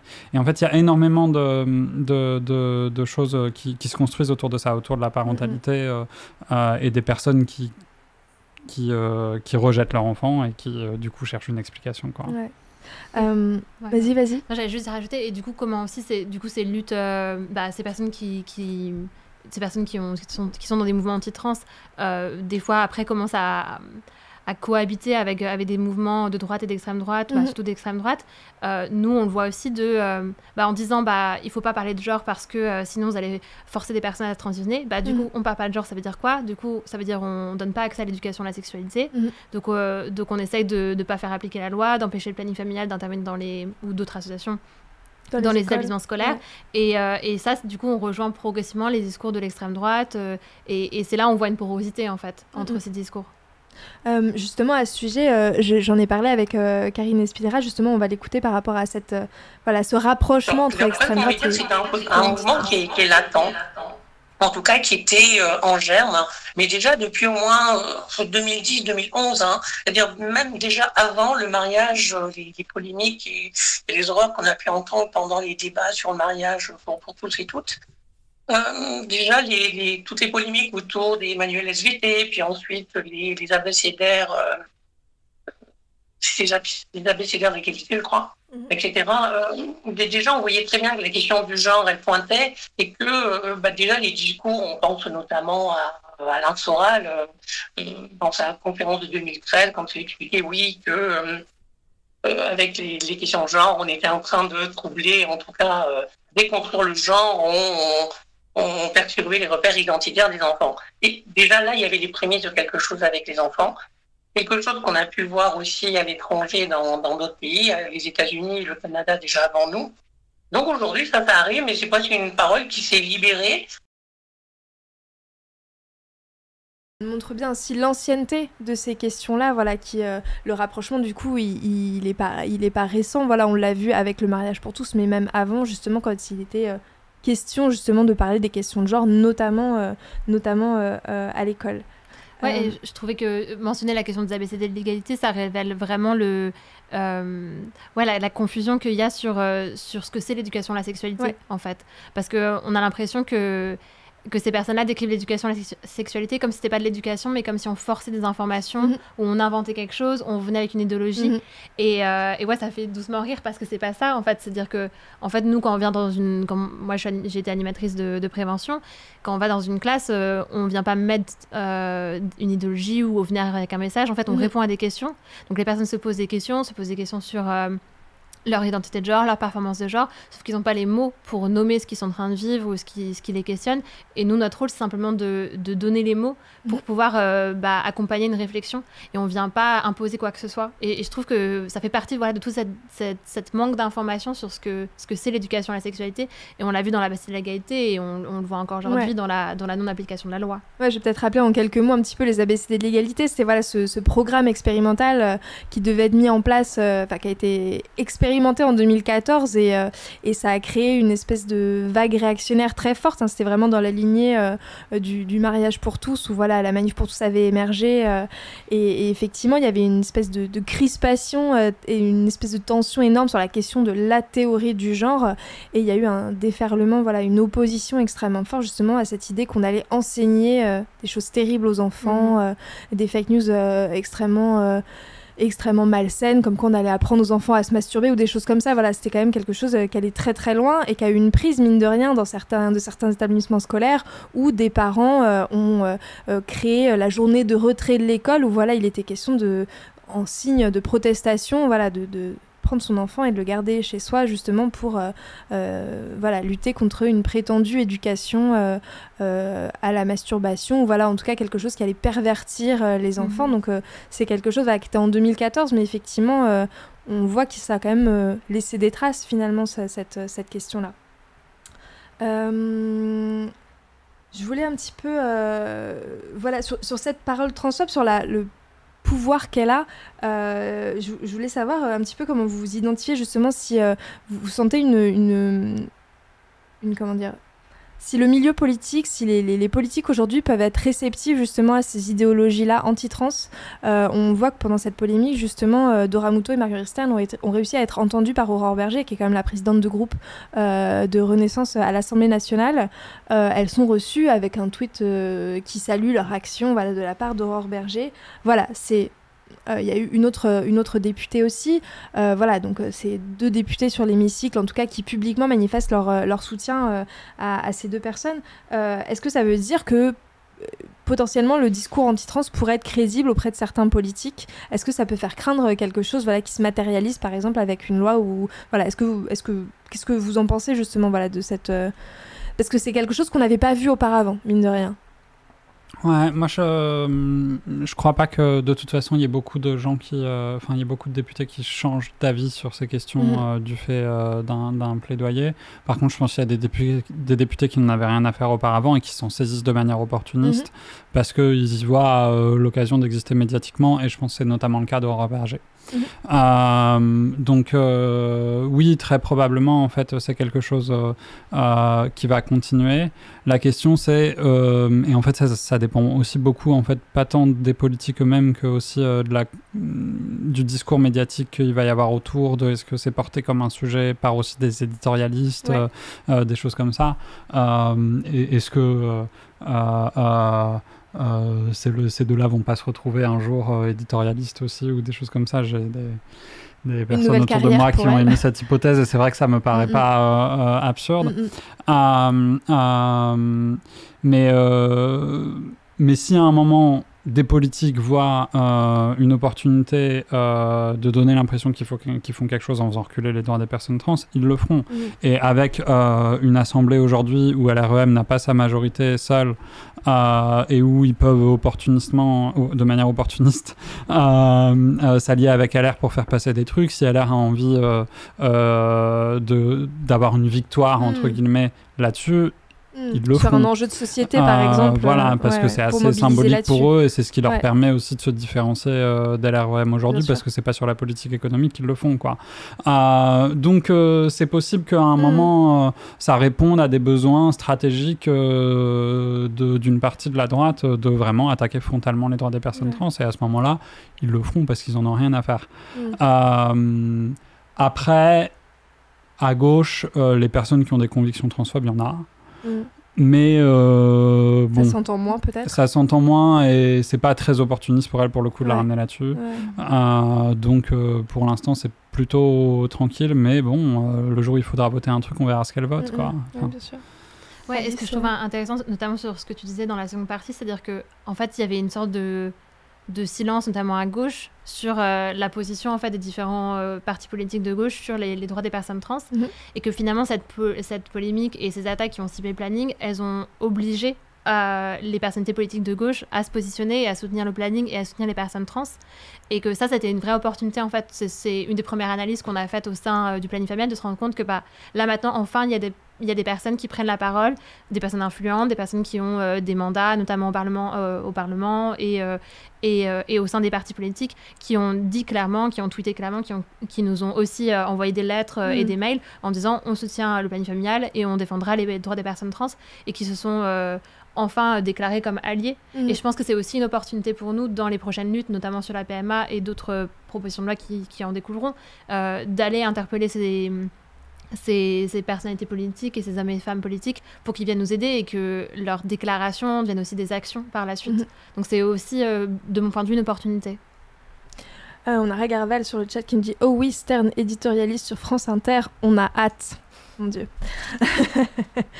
Vous l'avez lu ici en premier. Donc, parmi justement les réactions politiques dans le cadre de cette polémique, il y a eu la ministre déléguée chargée de l'égalité des femmes et des hommes, de la diversité et de l'égalité des chances, Isabelle Rome, justement, c'était logique de sa part, mine de rien, d'intervenir, en tout cas d'avoir une position sur ce débat, qui a déclaré à l'AFP « Le planning familial est une association historique, essentielle pour les droits des femmes et l'accès à la contraception et à l'IVG. J'en soutiens pleinement l'action. » Et elle a ajouté « Ne laissons pas l'extrême droite attiser les haines en instrumentalisant une campagne de communication dont je peux comprendre qu'elle ne fasse pas consensus. » Donc c'est un soutien qui est plutôt bienvenu, même si on sent quand même derrière une légère nuance sur, comme on disait, la compréhension de cette affiche. Finalement, on se rend compte que peut-être même la ministre qui devrait être au fait de ces questions-là n'est pas certaine en tout cas, de la méthode à minima, mais est-ce que le message finalement est compris ?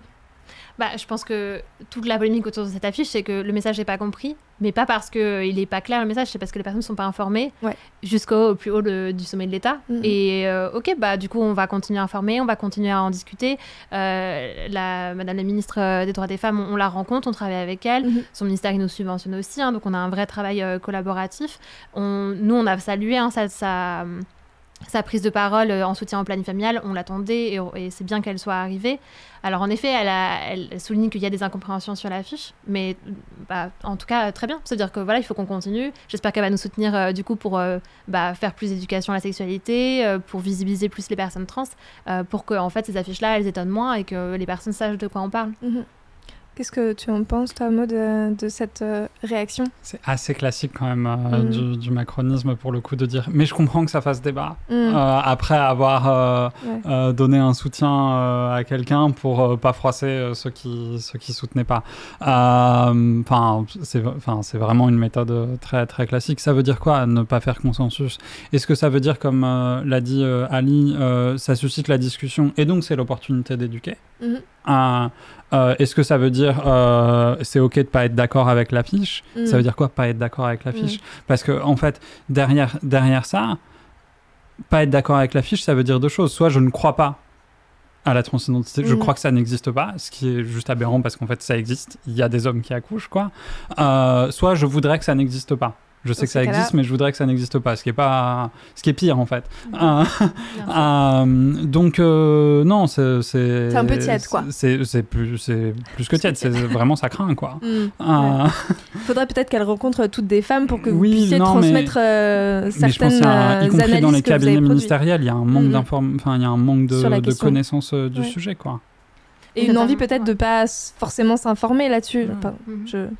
Ça concerne pas assez de gens, donc c'est pas un vrai sujet. C'est vrai que les personnes trans en France, c'est pas énormément de voix. Par contre, les personnes trans et leur entourage, c'est déjà un peu plus. Et puis toutes les personnes pour qui c'est important en fait qu'on ait de l'autonomie et des droits corporels. Bien sûr. Enfin, c'est voilà. Vas-y. Non, j'allais juste dire, mais moi je pense qu'il faut du coup la prendre en mot. C'est-à-dire que c'est un ministère chargé des droits des femmes, mais aussi de lutte pour les droits des personnes LGBTQ+. Donc c'est aussi sa responsabilité. Ça fait partie en fait de son portfolio d'agir pour que les droits des personnes, notamment du coup des personnes trans, soient défendus. Donc pour moi, voilà, elle fait ce constat que cette affiche ne ferait pas consensus, quoi que ça veut dire, mais du coup. Maintenant, qu'est-ce qu'on fait avec ça Donc nous, ce qu'on invite à faire, c'est du coup d'éduquer. Ouais, justement. Et je rebondis là-dessus justement pour dire que voilà, on a eu une polémique. Ce mot m'agace un peu, mais voilà, je l'ai utilisé beaucoup trop de fois déjà dans ce live.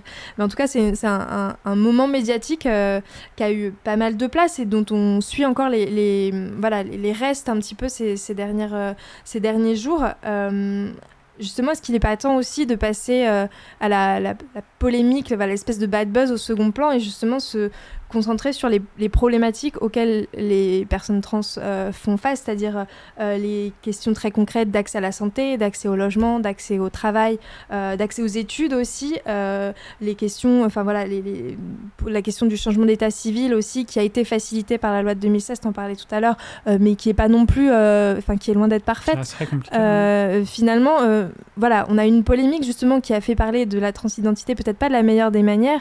Est-ce que médiatiquement aussi, il serait pas temps de changer la manière dont on voit les choses et que ces polémiques un petit peu éphémères laissent place à des choses un petit peu plus fournies, on va dire. Médiatiquement, je sais pas.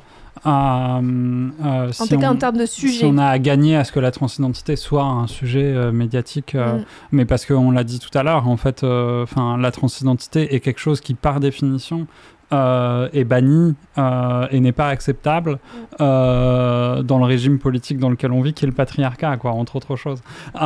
Et donc, de toute façon, on vit dans une société qui est transphobe, quoi. On doit éduquer, on doit lutter au quotidien pour faire avancer nos droits, mais je crois pas que c'est en débattant sur les plateaux télé que c'est le meilleur endroit pour le faire. Et notamment, en fait, c'est beaucoup plus facile de le faire sous forme d'éducation que de le faire sous forme de débat politique, parce qu'en fait, d'une certaine manière, nos droits, ils sont pas vraiment à débattre parce que c'est des droits humains, quoi. Et moi, j'aime pas cette idée, notamment après la PMA, qu'on a eu des débats apaisés, donc c'est ok, on a eu des débats apaisés sur le fait que des personnes aient le droit de vivre, quoi. Pour les personnes dont les droits étaient en question, c'était pas très apaisé, elles étaient plutôt inquiètes, quoi. Donc moi, ce que j'espère, c'est qu'on va faire avancer nos droits dans la loi, parce qu'in fine, c'est quand même ça qui les garantit, et que parallèlement, on peut, par l'éducation, faire avancer les mentalités. Mais en fait, c'est aussi en gagnant, c'est aussi en faisant avancer les droits des femmes qu'on fait avancer les droits des personnes trans. Vraiment, les deux vont de pair. Et c'est en résistant au backlash féministe qu'on peut avoir en ce moment, et en organisant le mouvement féministe bien au-delà des questions trans, qu'on va aussi assurer la solidité des droits des personnes trans, quoi. Je rebondis directement sur ce que tu dis, sur cette idée d'une alliance, en tout cas d'un lien qui se crée, d'une émulation en tout cas du terrain féministe justement sur cet enjeu-là. Il y a une tribune publiée en début de semaine justement pour une alliance trans et féministe signée par pas mal de personnalités féministes engagées, dont ma petite personne, je le dis par souci de transparence. Oui, j'ai signé cette tribune, donc évidemment, c'est pas pour ça que j'en parle, mais voilà, en tout cas, je l'ai signée à titre personnel.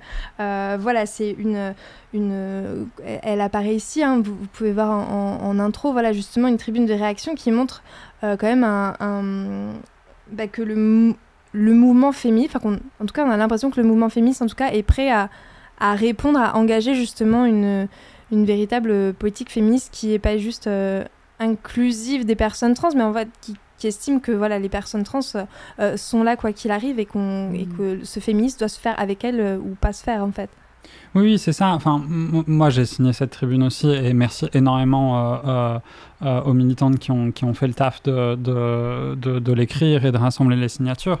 Mais tu le dis, j'ai entendu que tu as buté un peu sur le terme alliance. Moi, c'est un terme qui me pose question aussi parce qu'en fait, il n'y a pas d'un côté le mouvement féministe et de l'autre côté le mouvement trans. J'ai peut-être un peu galéré pour le dire, mais voilà, parce que de fait, les deux sont intrinsèquement liés. Il y a des personnes trans dans le mouvement féministe. Voilà. Il n'y a pas une orga trans qui n'est pas féministe. Voilà. Donc évidemment, les deux vont de pair. Ce que je voulais juste dire, c'est que les féministes cis n'ont pas à inviter les personnes trans à venir. Voilà, elles sont là. Que je veux certainement pas. Elles ont à ne pas les rejeter. Et en fait, c'est ce que je disais il n'y a pas longtemps en réaction à une autre tribune, mais qui justement se positionnait très en extériorité de la transidentité et de manière très cis, qui disait voilà, on doit discuter avec les transphobes parce qu'on comprend qu'il y a ces débats, mais en fait si dans ton orga féministe tu peux te permettre de discuter avec les transphobes pour essayer de les convaincre de ne plus être transphobes, c'est que déjà il y a une condition qui est remplie, c'est qu'il n'y a pas de femmes trans. Parce que s'il y a des femmes trans dans ton orga féministe, la question de discuter avec les transphobes, bon, à moins que ce soit une très grosse orga et qu'elles ne se croisent pas, elle ne se pose pas parce que de toute façon en fait c'est l'un ou l'autre, soit il y a des femmes trans, soit il y a des transphobes. Donc entre guillemets choisis ton camp quoi. Mais à partir du moment où on part du principe que les femmes trans sont là au même titre que toutes les autres femmes, ça se pose pas en termes d'inclusivité en fait, c'est genre juste quelle place on donne aux unes aux autres et on s'assure que tout le monde puisse justement qu'on perd personne en route, voilà, qu'on perd personne en route, mais il y a pas le féminisme n'a pas été porté par les femmes cis historiquement pour ensuite a posteriori inclure les femmes trans quoi. Oui, voilà, c'est vraiment quelque chose qui s'est toujours construit ensemble quoi. Et je trouve que le mot inclusif, en fait, c'est un mot qui questionne beaucoup. On a eu beaucoup de débats au sein du planning sur... souvent, on parle de communication inclusive. Quand tu dis inclusif, c'est-à-dire que par définition, on excluait ces personnes-là avant. Ouais. Et en fait, ça questionne beaucoup parce qu'on se dit, comme tu disais, nous, au planning familial, en 65 ans d'existence, on est composé de femmes cis, de femmes trans, d'hommes cis et de personnes non binaires. Et du coup, alors quand on va dire maintenant on a une communication inclusive, ça veut dire quoi? Alors qu'on exclut ces personnes alors qu'elles faisaient partie de notre association à la base. Et je trouve que ce mot-là, il révèle un peu la réalité parfois des mouvements féministes où il y a aussi potentiellement une domination entre les femmes cis qui... ont accès à des espaces de pouvoir et qui peuvent porter une parole, et les personnes trans qui sont pas dans les instances de gouvernance, qui sont pas représentées, qui n'ont pas une parole politisée. Et c'est un peu pour ça que je faisais la remarque sur le fait que pendant cette polémique-là, on a vu peu de personnes concernées en fait prendre la parole sur les médias, et dans les rares cas, c'était du témoignage et pas forcément une parole politisée ou en tant que représentant d'association. Et je trouve que c'est un vrai travail à faire en fait dans nos assos. Et il y avait aussi toute cette polémique, on dit beaucoup le mot polémique, mais par exemple quand le collectif Nous Toutes, il a décidé de changer le décompte des féminicides, je sais pas si vous avez suivi ça. Bien sûr, en disant en fait là on incluait que les femmes qui sont victimes de violences conjugales, et notamment je crois que c'était que des femmes cis, et que là il y avait une réflexion sur c'est quoi le féminicide, comment on inclut tous les féminicides, et de nouveau ça veut dire qu'en fait à chaque fois on part du principe qu'on exclut et on invisibilise, et du coup c'est vraiment se repositionner de quel point de vue on est. Et je pense que c'est cette réflexion-là qu'on essaye d'avoir au sein du planning familial aussi. Justement sur ce point, ce point de cette question du mouvement féministe, comment il inclut les personnes trans. Je voulais faire revenir Karine Espinera, justement, comment cela aboutit. On peut remarquer que dans tous les pays où les droits des trans ont reculé, les droits des femmes ont reculé. Et il ne suffit pas d'aller très loin, on va en Europe, on voit ce qui se passe, en Hongrie, on voit ce qui se passe en Pologne. Ensuite, on peut partir aussi dans d'autres pays du monde, et les États-Unis sont un exemple flagrant de ce qui se passe. C'est-à-dire qu'en attaquant, dès qu'on commence à attaquer les droits d'une minorité, que ces droits les a acquis en dernier, en premier, peu importe, c'est une vision de société qui s'exprime. Donc ce mouvement anti-trans, en fait, il propose un autre type de société, c'est-à-dire moi j'y vois un retour à un certain ordre des genres, hein, où les femmes sont toutes femmes, où les hommes seraient tout hommes, où il n'y aurait absolument rien entre les deux, rien qui déborde. Une société avec un retour à un certain ordre moral, hein, comme on a connu dans des régimes autoritaires et des dictatures. C'est une société qui veut que rien ne dépasse, où la majorité, si c'est hétéro, elle doit se sentir rassurée, on va pas bousiller leur petit monde.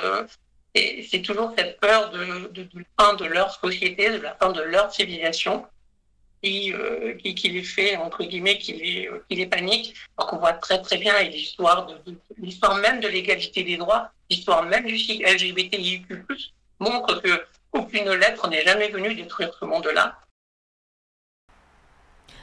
Donc voilà, elle parle effectivement de cet ordre moral. Je pense que ça fait pas mal écho à des choses que tu as mentionnées au tout début du live. Et effectivement, elle dit, voilà, cette attaque, c'est une vision de société qui s'exprime. C'est vraiment une manière aussi de marteler que voilà, la question de la lutte contre la transphobie doit être portée par les féministes, qu'elles soient cis ou trans. Finalement, ça doit être un enjeu global qui fait partie des enjeux de lutte. Et j'imagine que ça résonne chacune dans les structures, dans vos structures militantes respectives. Non, bien sûr, en fait, on se bat pour les mêmes choses. C'est-à-dire qu'on se bat pour que chaque personne ait le droit à l'autodétermination, avoir le droit de disposer de son corps. Et du coup, ces luttes-là, elles vont main dans la main. En fait, et si on essaye d'en exclure l'autre, c'est-à-dire qu'on n'a pas compris le message, on n'est pas dans la même lutte à ce moment-là. Mais du coup, on ne peut pas se revendiquer féministe à ce moment-là. On approche tranquillement de la fin du live. Est-ce que il y a des choses qu'on n'a pas évoquées ou sur lesquelles vous souhaitez revenir, voilà, des questions peut-être qui ont été posées dans le chat tout à l'heure, voilà, s'il y a des éléments qui vous paraissent importants de mentionner avant de clôturer ce live. Non, moi je pense que simplement reprofiter de cette plateforme-là pour remercier les personnes qui nous ont soutenues, parce que c'est vrai que c'était un moment hyper intense en fait de recevoir des insultes au quotidien et avoir de temps en temps des messages de soutien sur tous nos réseaux sociaux, ça nous a vraiment aidés. Et je pense que il faut pas sous-estimer le pouvoir des réseaux sociaux, surtout dans les deux sens, c'est-à-dire à la fois dans les attaques mais aussi dans le soutien. Et parfois on pense qu'un message de soutien c'est rien, mais ça marque quand même. Et voilà, je voulais remercier encore les personnes qui ont pris la parole en tout cas. On a partagé tout à l'heure dans le chat, voilà, le lien pour faire un don et pour soutenir le planning familial. Toutes des femmes, comment aussi on peut vous soutenir, voilà, vous êtes une structure un petit peu différente, plus jeune et un petit peu plus petite, mais voilà, vous faites un travail justement de pédagogie, justement, vu qu'on en a parlé tout à l'heure, voilà, sur ces questions de transphobie et comment elle infuse dans le débat public médiatique. Voilà, comment aussi on peut vous soutenir peut-être. Pour nous soutenir, en fait, diffuser nos ressources déjà, et notamment vraiment la FAQ qui, je pense, est un outil utile et puissant pour plein de personnes qui connaissent pas forcément ces questions, qui savent qu'elles sont du côté des personnes trans et mais comment répondre, qui veulent défendre leurs droits, mais qui des fois se retrouvent un peu face à la difficulté et la force des arguments des transphobes qui, parce qu'ils militent dessus depuis longtemps, ont forcément construit des arguments qui sont puissants. Donc on a une FAQ qui répond très bien à énormément de questions, avec des sources, tout ça. On a fait une longue vidéo aussi, un mini documentaire avec le média XY Media, qui est un média transféministe, sur les alliances justement entre l'extrême droite et l'ensemble en fait des mouvements transphobes qui je pense est particulièrement d'actualité, donc n'hésitez pas à aller la voir. Et à la diffuser. Voilà. Et puis sinon voter pour des gens qui soutiennent les droits des femmes et les droits des personnes trans, et aller militer dans votre asso féministe ou votre asso transféministe du coin. Répondez la bonne parole. Et voilà, c'est comme ça qu'on gagnera. Mais en tout cas, oui, vas-y. Je pensais à autre chose, on a beaucoup parlé d'éducation à la sexualité là, pendant ce live, et là il y a un dossier, je crois, Mediapart qui vient de sortir, qui rappelle de nouveau que cette fameuse loi de 2001 qui dit qu'on doit avoir 3 séances d'éducation à la sexualité par an, de CP à la terminale, n'est pas appliquée. Je pense que parmi nous, personne n'a eu ces 3 séances par an du CP à la terminale. Donc n'hésitez pas, nous on va continuer à se mobiliser pour que cette loi elle soit appliquée. Ça fait 20 ans qu'on se mobilise, on est fatigué mais on continue. Donc n'hésitez pas non plus à nous soutenir, parce que chacun peut se mobiliser pour que dans son établissement scolaire ça soit appliqué, parce que c'est la loi, et que du coup c'est pas parce qu'une loi est votée qu'elle est appliquée. Et donc, il faut aussi se battre pour qu'elle soit réellement implémentée. Très bien, message passé. Merci Anthony de transmettre dans le chat les petits liens dont on a parlé tout à l'heure pour donner un don au planning, pour avoir accès aux ressources de toutes des femmes, pour voir la vidéo faite en partenariat avec XY Media. Petit message de mathématicienne qui me dit: je suis vraiment contente d'avoir pu suivre ce live, j'ai appris plein de trucs, ça me motive à continuer les efforts que je fais pour enseigner et éduquer sur les questions liées à la sexualité et au genre. Mission accomplie, j'ai envie de dire. Merci beaucoup, merci à toutes et tous de nous avoir suivis ce soir.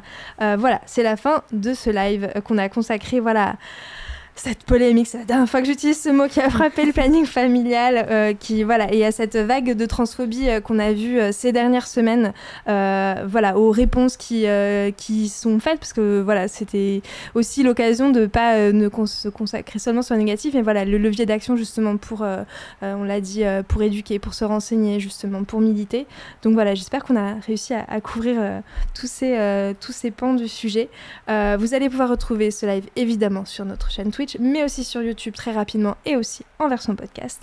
Merci énormément à mes invités pour votre analyse, pour avoir répondu à mes questions, pour avoir aussi répondu aux questions du chat. Merci le chat d'avoir posé plein de questions, d'avoir fait part de vos remarques. C'était très chouette de vous suivre. Merci aussi à Karine Espinera qui ne pouvait pas être avec nous ce soir, mais qui a pu répondre à mes questions et éclairer par différents points nos échanges et nos discussions.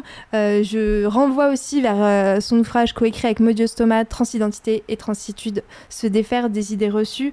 C'est publié chez Cavalier Bleu et je vous le recommande vivement, justement, si vous voulez continuer un petit peu vos réflexions à ce sujet.